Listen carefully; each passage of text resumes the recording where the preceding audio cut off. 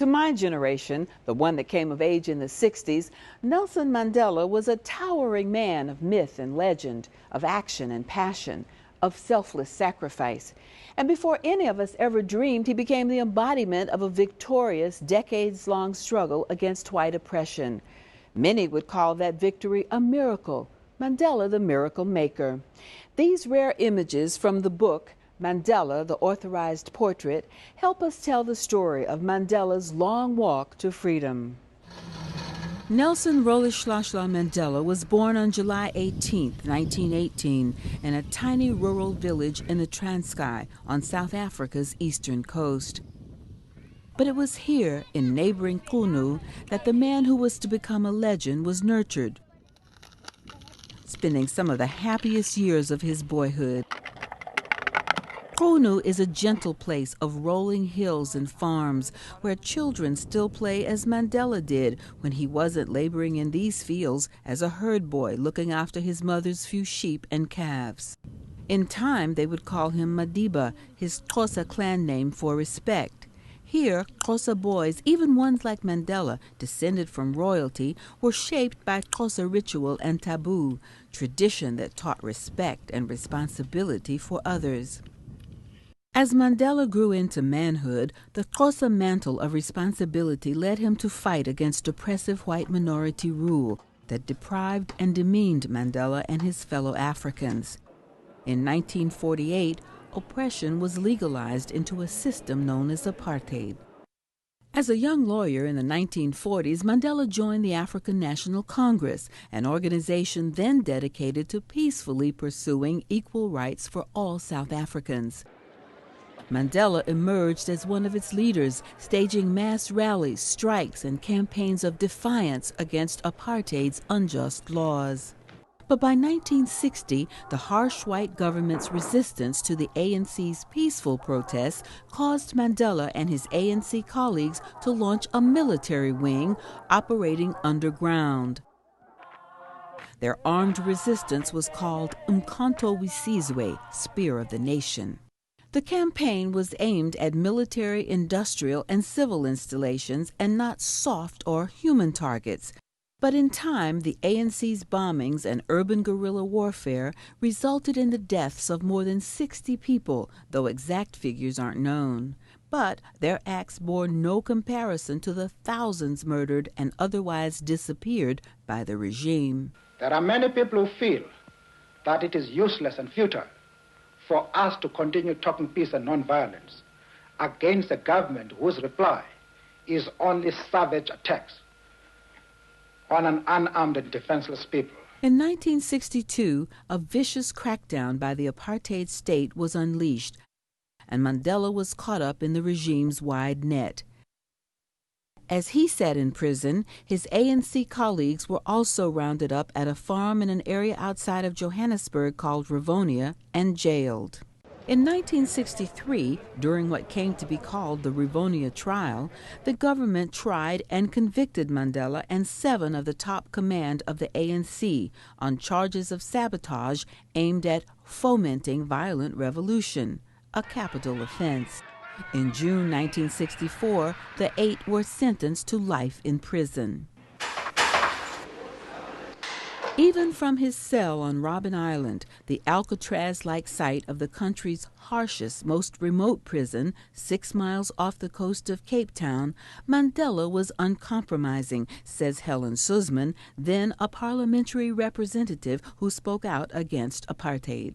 He had no hesitation. He rattled off all the complaints about the bad food, the fact they were sleeping on sleeping rolls, not proper mattresses, the fact that the visits were too few and far between, and mostly about the behavior of a warder. Yes, who had a tattoo on the back of his hand of a swastika. And he said, this man really is very bad. He treats us badly. But even then, Mandela was ever the statesman. His bearing, his self-confidence, remarkably self-confident man. He was never making outrageous remarks about the government. He was always thoughtful, and what he said was, in keeping with someone who wanted peace. And he used the captive audience in prison to educate his young followers for the future he envisioned. They even called it Mandela University. Like a teacher, Tokyo a Sekwale leader was to one all. of the students. But that's where he was teaching us the spirit of reconciliation. Studying history, studying science, studying everything that we were supposed to equip ourselves, economics, to prepare ourselves for the new South Africa. Mandela's life sentence removed him physically from the fight against apartheid, but his spirit was felt throughout the townships of South Africa. The government pressed hard to retain control of a black population that refused to be silenced. In 1985, I made my first trip to the land of Mandela's birth to find out what was driving the country's people, black and white, and also to determine how much of Mandela's spirit was still alive.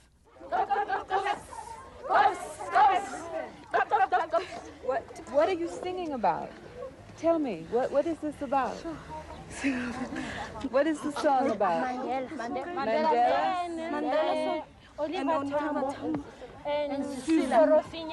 Mandela and Oliver Tambo. We want Mandela to be released from jail. Really? And those who are in exile to come back in South Africa. There's one man we all respect and we take him high. We call him our father. None other than Nelson Mandela. If and only if that man can be released, and then we can see the direction of South Africa. From those otherwise dark days, a new direction was on the horizon. As pressure at home and abroad mounted on the regime, the apartheid system was crumbling. Mandela, who'd been moved to a different prison, began 4 years of secret negotiations with the government that would eventually lead to the release of many of the political prisoners and the unbanning of the ANC. Change seemed inevitable, and the South African foreign minister admitted as much in an interview with me following my reporting on South Africa for the NewsHour in 1985. I've made my position clear. We have said that we have outgrown apartheid. But Mandela's own release would not come for another 5 years in 1990. After 27 years, Nelson Mandela took his first steps as a free man. He was 71 years old, and few had seen him or any up-to-date photograph of him in all those years. At his side, for now, Winnie Mandela, his defiant wife who had kept his name and his message alive, and other comrades from the African National Congress. Friends, comrades, and fellow South Africans, I greet you all in the name of peace, democracy, and freedom for all. I stand here before you not as a prophet, but as a humble servant of you, the people. Today, the majority of South Africans, black and white, recognize that apartheid has no future.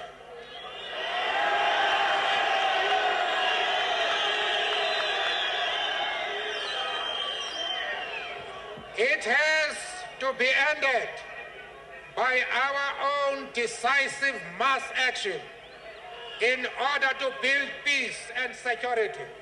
I left for South Africa as soon as I saw those pictures, and within a few days of his release from prison, I found myself sitting with him in his backyard in the black township of Soweto, where I soon gleaned insight into Mandela's iron resolve as well as his humility.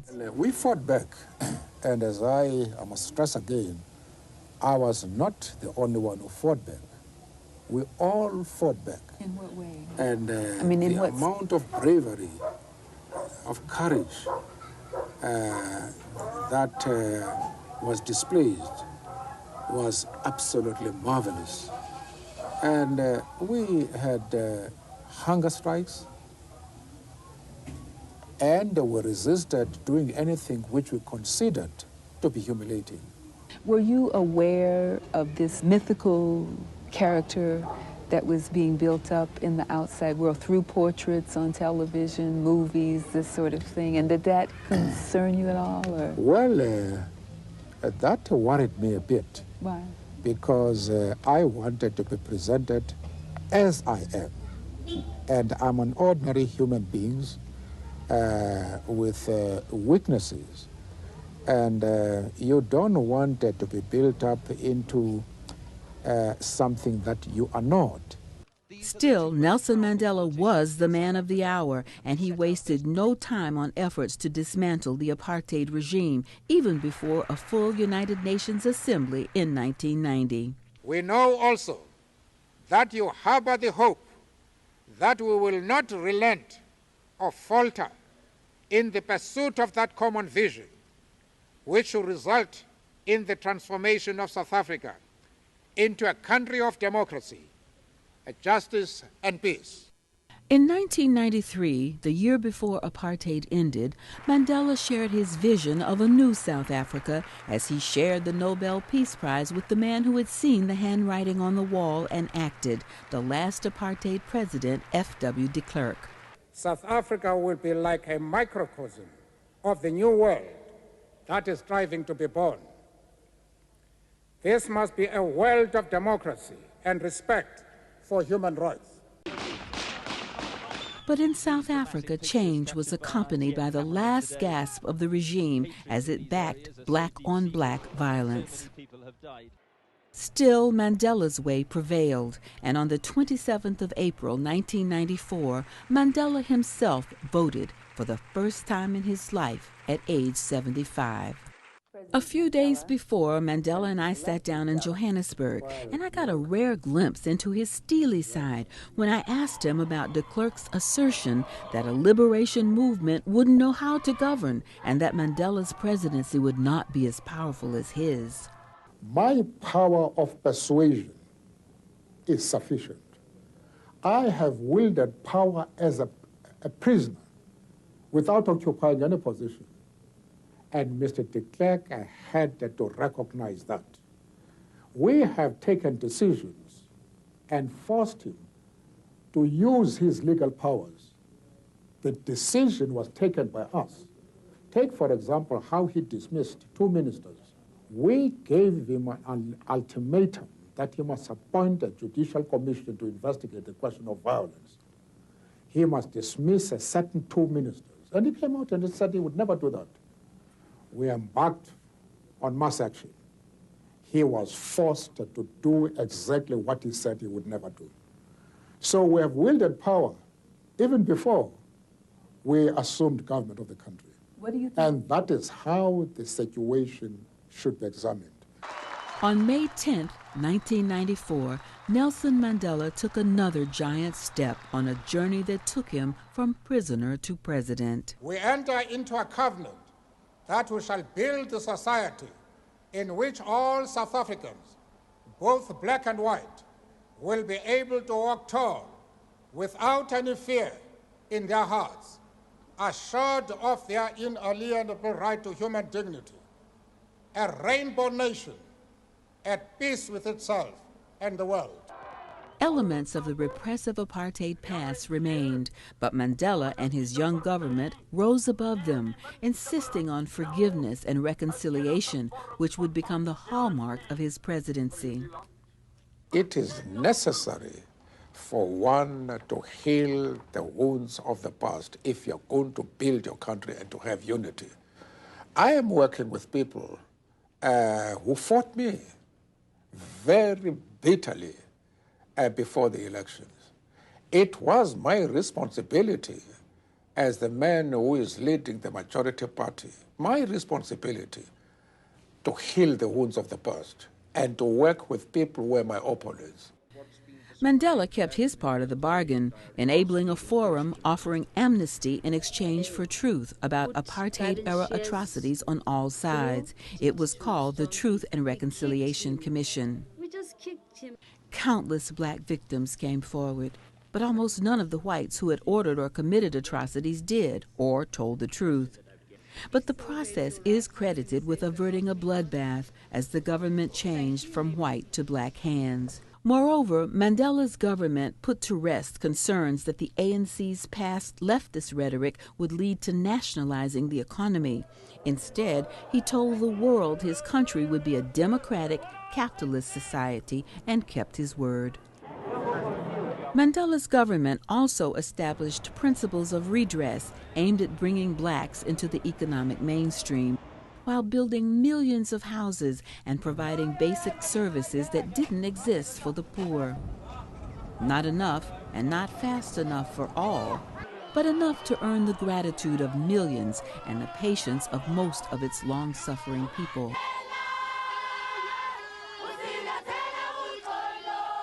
But Mandela's own personal life suffered. The Mandelas divorced. Mandela stepped down after serving only one term, setting a new standard on a continent of presidents for life. At the same time, Mandela had set the bar so high it would be close to impossible for anyone to fill his shoes or to think of South Africa as anything but a miracle nation, a perception that would belie South Africa's down-to-earth realities and create problems for anyone not the icon Mandela had become. Not least because the icon stayed in the adoring public's eye. On his 80th birthday, Mandela married his third wife, Graça Machel, widow of Mozambican President Samora Machel. As his physical walk became more labored, Mandela announced his retirement from public life. Don't call me. I'll call you.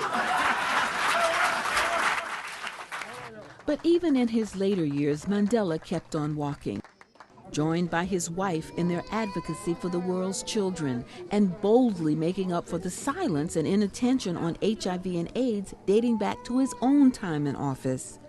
Mandela had come to realize the disease was overwhelming the country he loved and threatening the very future he sought to ensure, not least taking the life of his one remaining son. Mandela took on AIDS as a public crusade and spoke out forcefully about the need for others in high positions to join him, though few did.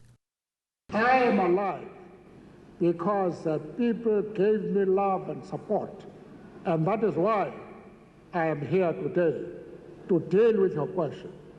So there is no difference whatsoever between somebody who's HIV positive and myself.